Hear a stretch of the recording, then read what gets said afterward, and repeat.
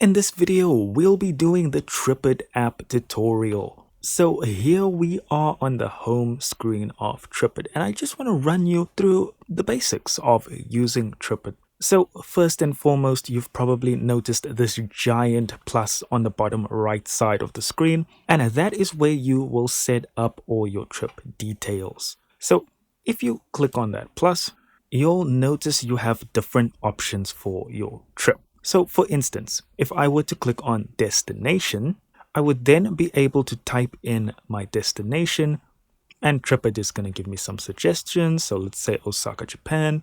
Then we can put in our start date and our end date, and we just need to name our trip and then give it a description. So now all of our information is set up. We can just hit save on the top right hand corner. And now you'll see on our trip screen, we have trip to Osaka. Now let's click into that trip. And when you do, you'll be greeted with this screen, add plans. So now we can forward all of our confirmation emails to Tripit. So as you can see in the list, these are all the different activities we can send our confirmation plans for. So for instance, flight, we can set our departure dates, set the airline, flight numbers, and confirmation numbers. Same thing for accommodation, addresses, phone numbers, check-in dates, check-out dates, time zones, and more.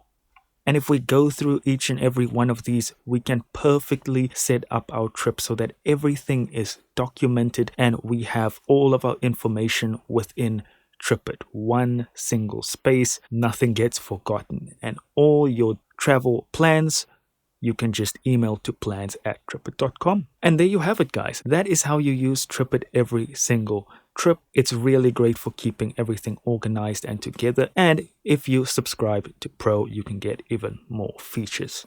Guys, thank you so much for watching. Don't forget to hit the like button, hit the subscribe button, and catch me in the next video.